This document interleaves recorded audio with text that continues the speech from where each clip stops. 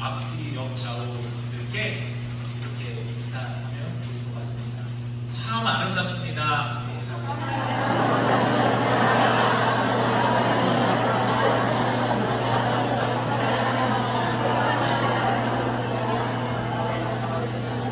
인사하는 모습들을 보니까 진짜 참 아름답다고 생각하시는 것 같아요.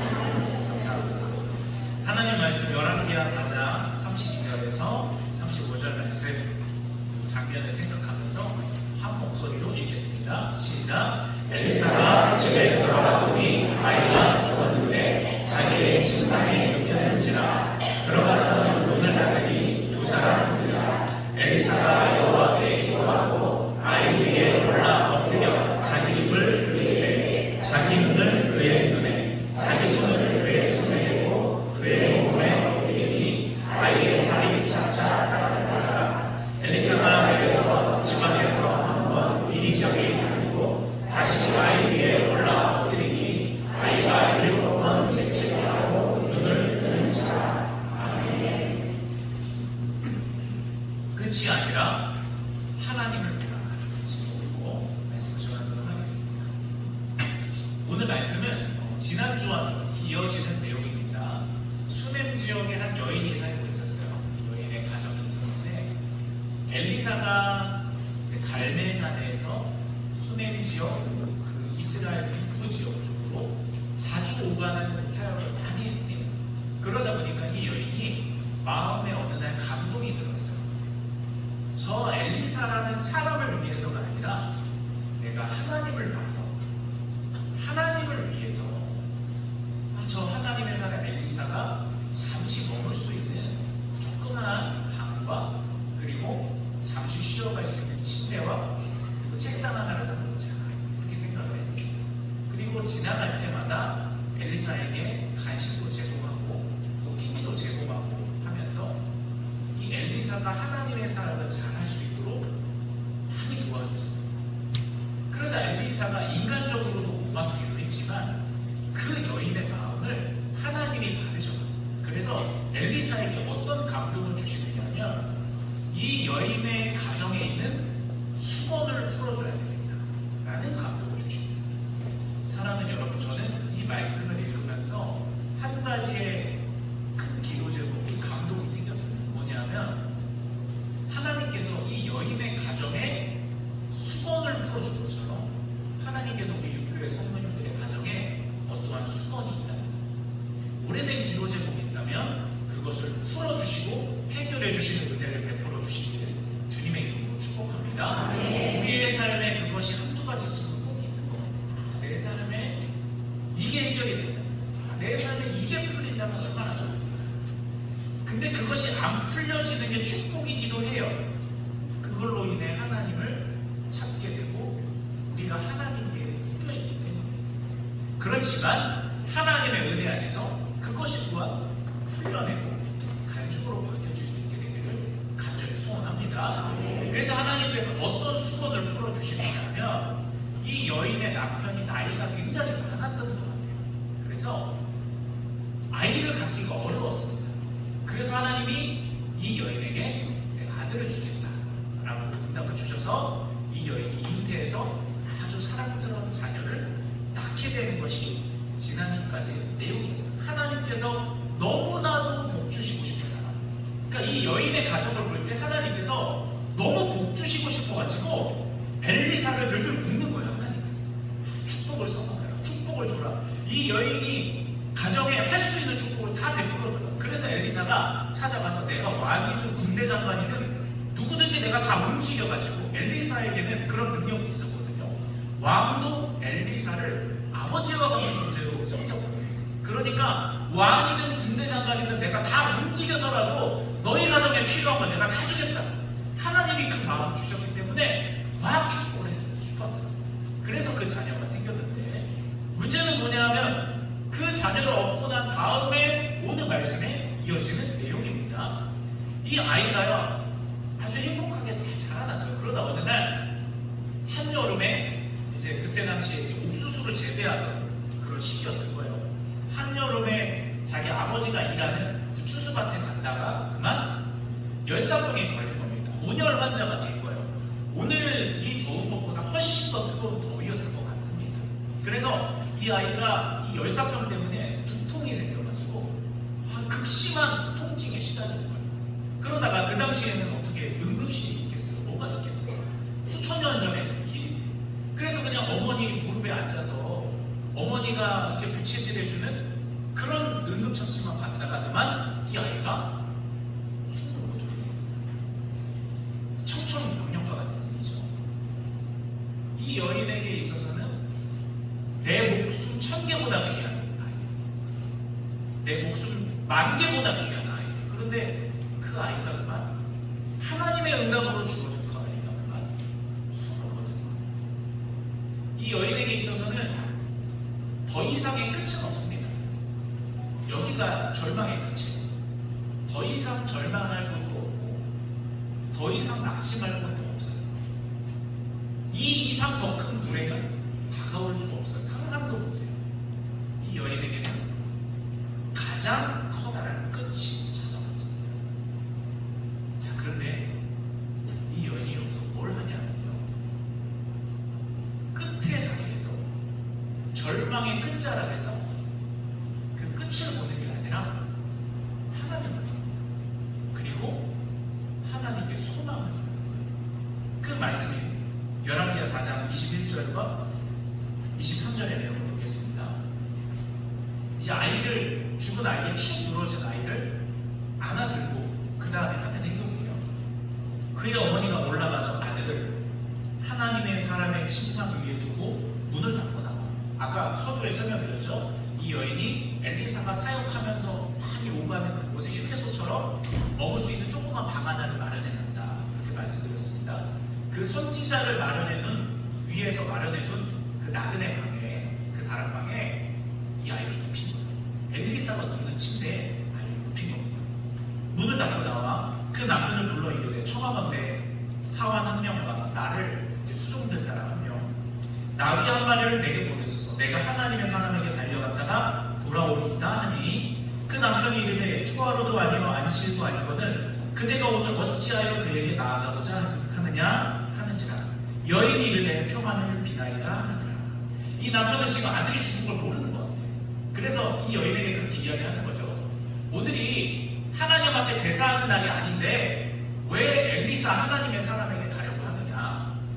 영문을 몰라서 그러는 거죠. 그때 이 여인이 뭐라고 대답하느냐면요, 평안을 비나이다. 말도 안 되지 않습니까? 지금 이 여인에게 절대로 있으면 안 되는 게 바로 이 평안이에요. 이것은 우리가 잘 아는 단어 샬롬입니다. 샬롬. 이 샬롬이라는 거는요, 하나님의 임재가 임해서 평안, 번영, 회복, 건강, 축복, 그것으로 인해서 채워진 상태를 의미해요. 다윗이 시편 23편에 고백하는 것처럼 여호와는 나의 목자시니 내가 부족함이 없으리로다. 그 상태가 바로 샬롬, 평안의 상태예요. 이 여인에게 다른 건 다 있을지 모르지만 지금 이 샬롬만은 절대로 있으면 안 되거든요. 그런데 지금 이 여인은 뭐라고 고백하느냐면 샬롬, 평안을 비나이다. 다시 말하면 하나님께서 나에게 평안이라는 응답을 들려주실 테니 내가 그것을 가지고 돌아오겠습니다 라는 고백이에요. 절망의 끝자락에서 이미 아이의 숨이 거둬진 것을 자기가 확인했음에도 불구하고 이 여인에게는 하나님은 그래도 나에게 아직 평안을 주실 수 있습니다 라고 고백하는 것입니다. 사랑하는 여러분, 이 여인은요, 아이를 땅에 묻지 않아요. 하나님의 사람의 침대에 눕힙니다. 왜냐? 하나님께서 주신 아이이기 때문에, 하나님께서 하나님의 뜻을 가지고 허락하신 아이이기 때문에 하나님의 선한 결말이 있으리라고 분명히 믿는 거예요. 하나님께서 이대로 끝나지 않고 하나님의 선한 결말을 허락하실 것이기 때문에 내가 섣불리 여기서 끝이라고 단정 짓지 말자. 내가 여기서 마침표를 찍지 말자. 하나님께 그 다음을 여쭙자라고 마음을 먹고 하나님의 사람에게로 달려가기 시작하는 것입니다. 그 거리가요, 이 여인이 있는 수넴이라는 지역에서 엘리사 선지자가 선지자 학교를 운영하고 있었는데, 거기까지 갈매산이 있는 그곳까지 24km예요. 거기까지 이 여인이 사환 한 명을 데리고 지금 달려가기 무슨 마음으로 달려가는 거죠? 절망의 끝을 맞이해서 하나님께 불평하려고 달려가는 것이 아니라 하나님께서 나에게 평안이라는 응답을 주실 거다라는 마음을 가지고 지금 24km, 지금처럼 아스팔트 길이 아니죠. 돌짝밭, 광야길, 골짜기 길, 가다가 어떤 도적을 만날지도 모르는 위험한 길, 거기를 24km를 지금 달려가기 시작하는 것입니다. 사랑하는 여러분, 우리가 삶의 자리에서 끝에 집중할 때가 많이 있어요.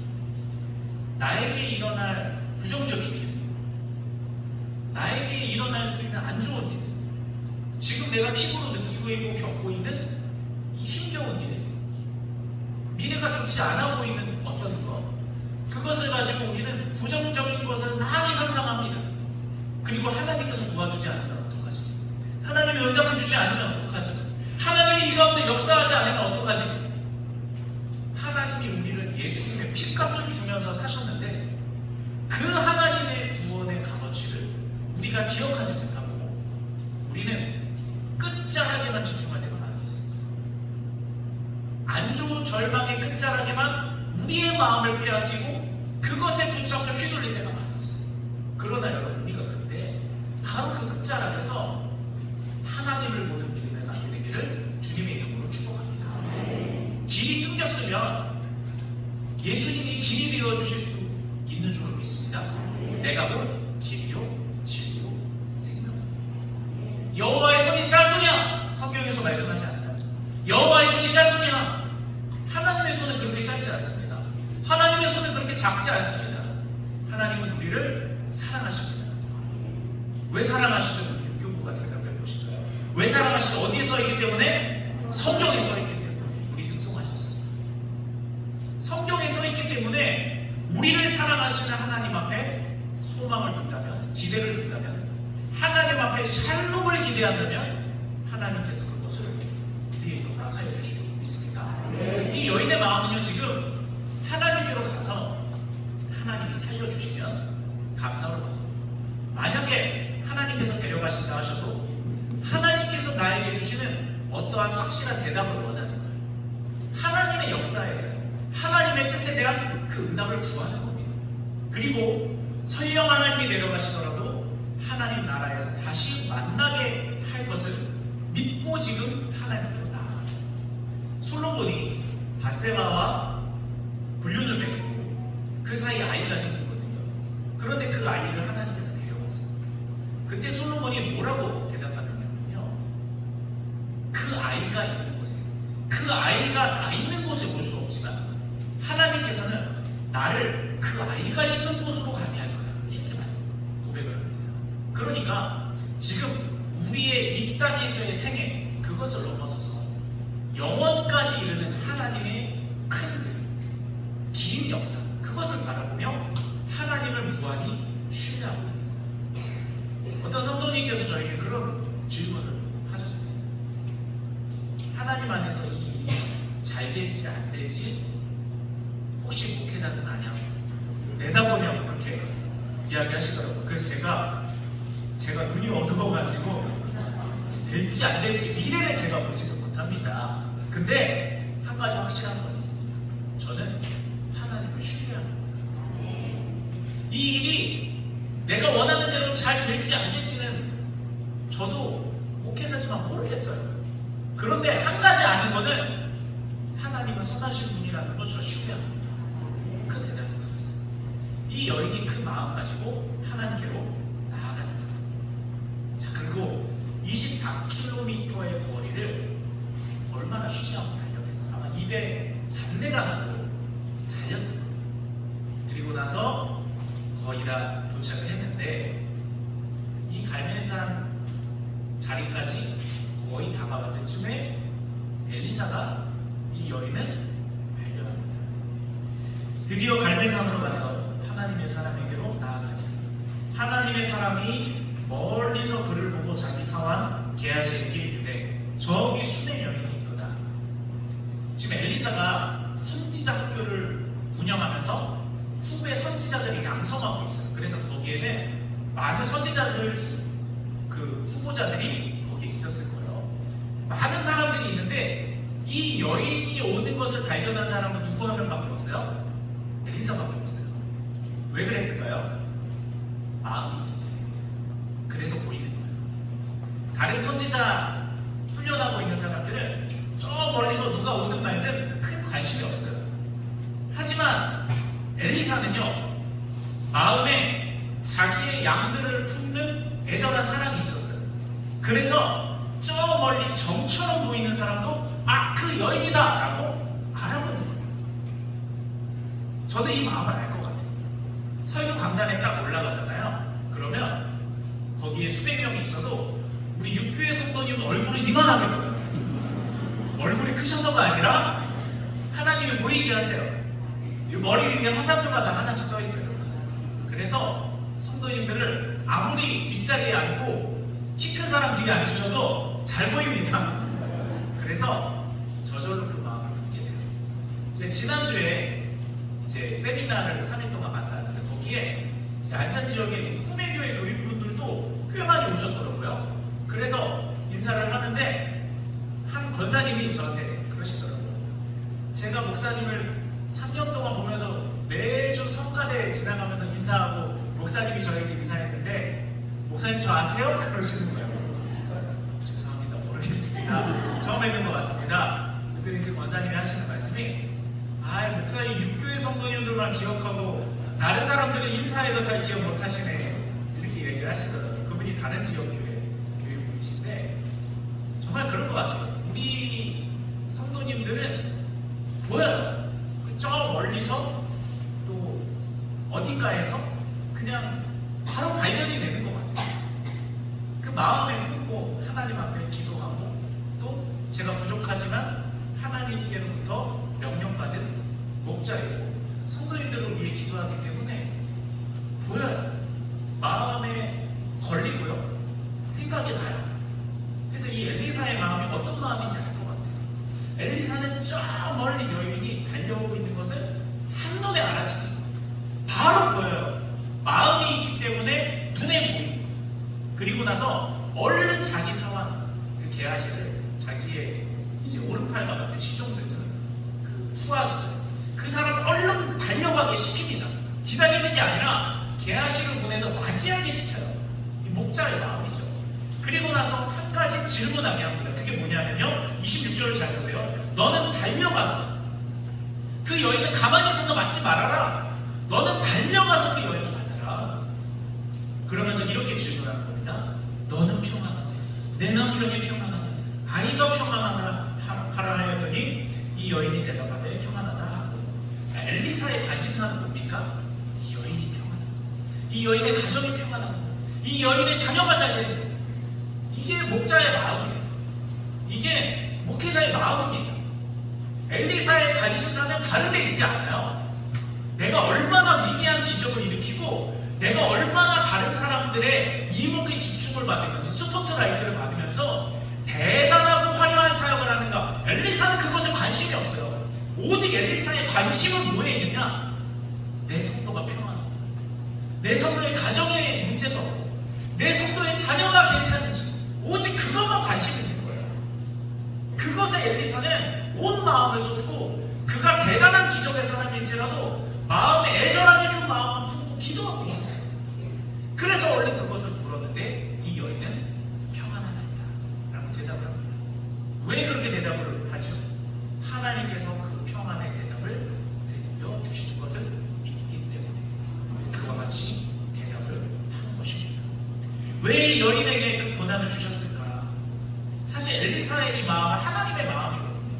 하나님이 바로 이 여인에게 평안을 주고 가정에 평안을 주고 자녀에게 평안을 주고 이게 사실 하나님의 마음이에요. 엘리사의 마음이기 이전에. 그런데 왜 이 고난을 주셨을까? 우리의 입으로는 우리의 논리로는 이성으로는 다 설명할 수 없을 것 같아요. 그러나 주님 오시는 날에 우리는 그 비밀이 풀려질 것이고 그때 주님을 인정하게 될 줄로 믿습니다. 이해되지 않는 것이 있어도 우리 하나님을 신뢰해 봤으면 좋겠어요. 예수님이 우리를 위해 십자가에 달리셨으니까 그거 믿고 신뢰해 봤으면 좋겠습니다. 하나님께서 반드시 선한 결과를 주실 줄로 믿습니다. 이 여인은 엘리사의 발을 부둥켜 안고요. 자초지종을 다 설명해요. 그러자 엘리사가 그 소식을 듣자마자 게하시를 시켜서 자기의 지팡이를 줍니다. 이 지팡이를 준다는 거는요, 선지자의 권위로 명령하는 거예요. 모세가 바다를 가르치고 지팡이로 때려서 가를 하죠. 이 지팡이라는 것은 하나님께서도 지팡이를 들려 보내주셨잖아요. 선지자의 권위, 하나님의 권능을 뜻해요. 그래서 엘리사보다는 게하시가 빠르니까, 젊은 사람이 더 빠르니까 지팡이를 주고 얼른 달려가서 그 아이의 머리 위에 그 지팡이를 딱 놔요. 그러면 아이가 살아날 거다, 이렇게 이야기를 하는 거예요. 그래서 엘리사는 뭐 머뭇거릴 시간도 없어요. 왜냐? 자기의 관심사는 이 가정이 평안한 거예요. 이 가정의 문제를 해결해 주는 거예요. 그게 하나님 마음이에요. 그래서 얼른 지팡이를 들여서 출발을 합니다. 그리고 나서 이 여인이요, 엘리사에게 부탁해요. 게하시만 보내면 안 됩니다. 그가 아무리 선지자의 지팡이를 가지고 왔어도 엘리사 당신이 직접 같이 가주십시오. 이 엘리사가 지금 대선지자거든요. 할 일이 너무 많아요. 그런데도 불구하고 엘리사는요, 이 여인 한 사람을 위해서 24km를 달려가기 시작합니다. 그리고 나서 딱 도착을 했는데, 먼저 도착한 게하시가 엘리사를 마주가 나와요. 그리고 나서 머리를 긁적긁적 하면서 이런 얘기를 하는 거예요. 선지자님의 지팡이를 올려놨는데 아무 일도 일어나지 않습니다. 그래서 엘리사가 저리 비켜봐라. 그리고 그 아이가 있는 방으로 갑니다. 그랬더니 자기를 위해 만들어 놓은 침대에 아이가 누워있는 거예요. 엘리사가 무한한 책임감을 느꼈겠죠. 아, 내가 반드시 살려야 되겠다. 무한한 책임감을 느꼈을 겁니다. 그리고 나서 이 아이를 위해서 기도하기 시작해요. 그런데 그 기도하는 모습을 우리가 살펴봤으면 좋겠어요. 한여름에 이 아이가 죽었다고 했죠. 그러면 벌써 이 시체가 부패하기 시작했습니다. 엘리사가 어떻게 하느냐면요, 아이 위에 올라 엎드려, 아이는 자꾸, 엘리사는 성인이기 때문에 몸이 컸을 거예요. 아마 아이를 이렇게 부둥켜 안는, 감싸는 그런 형태였을 거예요. 조그만 아이를. 자, 그런데 자기 입을 그의 입에, 자기 눈을 그의 입에, 자기 손을 그의 손에 대고 그의 몸에 엎드리니 아이의 살이 차차 따뜻하다. 아무리 사랑해도요, 남의 시체잖아요. 썩어가고 있는, 냄새가 나고 있는 그 아이의 입에 입을 맞추고 호흡이 들어가게 해달라는 기도죠. 간절한 모습, 행동으로 하는 기도죠. 아이의 눈에 나의 눈을, 아이의 손에 나의 손을 비벼가며 맞춰가며 기도하는 거예요. 엘리사가 이와 같이 간절한 마음으로, 그 애절한 사랑으로 기도하는 겁니다. 사랑하는 여러분, 우리가 이런 말을 합니다. 아니, 어떻게 인간이 하나님을 감동시킬 수 있느냐. 저는 반은 맞고 반은 틀렸다 생각해요. 인간의 힘으로 하나님을 감동시킬 수가 없죠. 그런데 하나님은 우리들에게 감동 받아주시는 분이십니다. 우리가 감동시킬 수는 없지만 하나님은 감동 받아주시는 분이에요. 우리가 간절히 기도하면, 우리가 하나님을 향해 간절히 믿음으로 올려드리면, 우리가 하나님만을 바라보며 간절히 소망을 두면 하나님은 감동 받아주시는 분인 줄 믿으시기 바랍니다. 하나님은 감동 받아주세요. 우리의 그 간절한 기도에, 우리의 그 눈물에 감동 받아주세요. 그리고 나서 역사를 베풀어 주십니다. 아이의 손이, 몸이 차차 따뜻해져요. 선지자 엘리사가요, 기적의 사람이거든요. 단번에 되는 것도 많아요. 근데 단번에 되지 않는 것도 있습니다. 엘리사 같은 사람일지라도요, 단번에 되는 게 있고 단번에 안 되는 것도 있어요. 그러므로 우리가 기도할 때 단번에 되지 않았다고 실망할 필요가 없어요. 엘리사도 단번에 안 되는 경우가 많았습니다. 이렇게 입을 맞추고 손을 비비고 눈을 맞추고 해도 단번에 안 되는 것도 있었다는 게 엘리사예요. 하물며 우리도 단번에 안 되는 게 있음을 믿고 포기하지 않고 기도해요. 엘리사는 포기하지 않고 기도합니다. 게하시와 엘리사의 차이점은 뭐냐면요, 게하시는 한 번 올려놓고 안 되니까 포기해요. 왜 포기했을까요? 믿음이 없어서 그래요. 살아날 거란 믿음이 없어서 그래요. 왜냐? 그 방 안에는 지금 신체 썩는 냄새가 나고 있기 때문에 그래요. 게하시는요, 믿지 않았어요. 믿지 않았기 때문에 아무리 무슨 능력이 있어도 선지자의 지팡이를 올려놔도 믿음이 없었기 때문에 아무 일도 일어나지 않은 거예요. 하지만 엘리사에게는 믿음이 있었어요. 그래서 포기하지 않고 계속 기도하기 시작합니다. 엘리사가 내려서 집안에서 한번 이리저리 다니고 다시 아이 위에 올라 엎드리니 아이가 7번 재치기 하고 눈을 뜨는지라. 아멘. 성경에서 치료 완전수예요. 완전히 호흡이 돌아왔다는 것을 뜻하는 것입니다. 엘리사가 게하시를 불러 저 수된 여인을 불러오라 하니 그 부름에 여인이 들어가니 엘리사가 이르되 내 아들을 데리고 가라 하니라. 그리고 이 여인은 하나님께서 허락하신 은혜를 기억하면서 하나님이 정말 우리 가정을 구원하셨음을 기억하면서 이 아이가 우연으로 생긴 게 아니라 하나님이 주셨다는 것을 확실하게 믿을 수 있게 되며 하나님의 복되는 가정으로 살아가는 것으로 오늘 성경의 이야기는 마무리 짓게 됩니다. 오늘 말씀의 결론 맺겠습니다. 사랑하는 여러분, 믿음이 없이는 하나님을 기쁘시게 하지 못합니다. 이 여인은 믿음이 있었어요. 하나님이 주신 이 아이가 생명이 걷어졌을 때 하나님의 샬롬은 없어지지 않으리라는 것을 믿었어요. 끝까지 하나님께 소망을 뒀어요. 그래서 하나님의 사람의 침상에 눕히고 달려가 하나님의 응답을 받았습니다. 게하시는 믿음이 없어서 아무 일도 일어나지 않았지만 엘리사는 믿음이 있었기 때문에 하나님의 역사가 일어났습니다. 여러분, 우리 모두가 다 하나님을 향해 이와 같이 믿음을 갖고 하나님의 기적을 구하고 또한 우리의 삶의 끝자락에서 하나님을 보고 끝이 아니라 하나님을 보고 하나님께서 베풀어 주시는 기적의 은혜를 경험하고 해결의 은혜를 경험하는 이 모든 육교의 성도님들 되시기를 주님의 이름으로 축복합니다. 우리 찬양하면서 함께